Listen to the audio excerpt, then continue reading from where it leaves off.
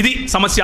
ఏంటి అని అంటే మిశ్రిత జనము అంటే ఐగుప్తు దేశంలో ఇస్రాయేలీలను పిలిస్తే ఈ ఇస్రాయేలీలు ఏం చేశారు అని అంటే ఐగుప్తు దేశం నుంచి కొంతమందిని తోడుకొచ్చుకున్నారు. ఒరే నాయన, నిన్ను నేను పిలిచానురా, నీవు నా కోసం ప్రత్యేకించబడ్డావు, నిన్ను నేను ఒక సంఘముగా ఎక్లీసియాగా చేస్తున్నాను అని అంటే కొంతమంది కాళ్ళు అటు ఒకటి ఇటు ఒకటి ఉంటాయి. ఒక పక్క లోకంలోనూ ఒక పక్క సంఘములోనూ ఉంటాయి. అంటే దృక్పథ రీత్యా మనము ఇంకా సంపూర్ణంగా ఒక ఓడలోనికి రాని వారముగా ఉంటాం. కాబట్టి మిశ్రిత జనాన్ని కూడా వీళ్ళు పోగేసుకొని తెచ్చుకున్నారు. ఈ మిశ్రిత జనము ఏం చేస్తున్నారు అని అంటే వీళ్ళలో మొదటి శోధన మొదలు పెడుతున్నారు. ఏంటా శోధన?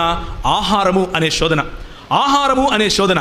వీళ్ళకంట దోసకాయలు, కీరకాయలు, తెల్లగడ్డలు, ఉల్లిపాయలు, మాంసము ఇదంతా ఉచితంగా వచ్చిందంట. ఎక్కడ? ఫరో దగ్గర ఉచితంగా వచ్చిందా? కొరడాలు పట్టుకొని తన్నుతే వచ్చింది. 400 సంవత్సరాలు బానిస బతుకుతే వచ్చింది. వాళ్ళు ఉండటానికి పెద్ద పెద్ద మహళ్ళు కట్టమని, వాళ్ళు ఉండటానికి వాళ్ళు చచ్చిపోతే బూడ్చిపెట్టడానికి పెద్ద పెద్ద పిరమిడ్లు కట్టడానికి వీళ్ళ బ్రతుకులు వాడుకున్నారు. వీరిని బానిసలుగా చేసి పీడించారు, హింసించారు.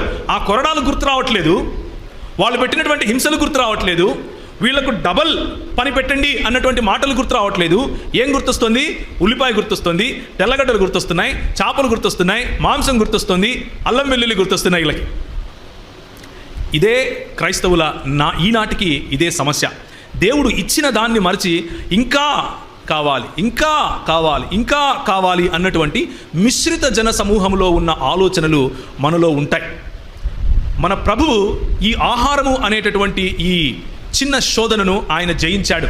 కానీ మన పితరులు ఆ శోధనలో పడ్డారు. ఆ శోధనలో పడటం ద్వారా వాళ్ళు చేయాల్సిందల్లా ఏమీ లేదు. వాళ్ళకంట చెప్పులు అరిగిపోలేదంట. వాళ్ళకంట ఆ 40 సంవత్సరాలు వాళ్ళు నడుస్తూ ఉన్నప్పుడు చెప్పులు అరిగిపోలేదు, వారు వేసుకున్న బట్టలు చిరగలేదు. అంటే ఎలాంటి వనరులు దేవుడు ఇచ్చి ఉంటాడంటారు? ఎంత సంరక్షణ వాళ్ళకి ఇచ్చి ఉంటాడంటారు? అవన్నీ గుర్తు రావట్లేదు. ఏం గుర్తొస్తున్నాయి? మాంసం లేదు, దోశలు లేవు, కీరకాయలు లేవు, దోసకాయలు లేవు. ఇదే ఉదయం మనం మాట్లాడుకుంటున్నట్లుగా గింజలకు ఆశపడే స్వభావం మనము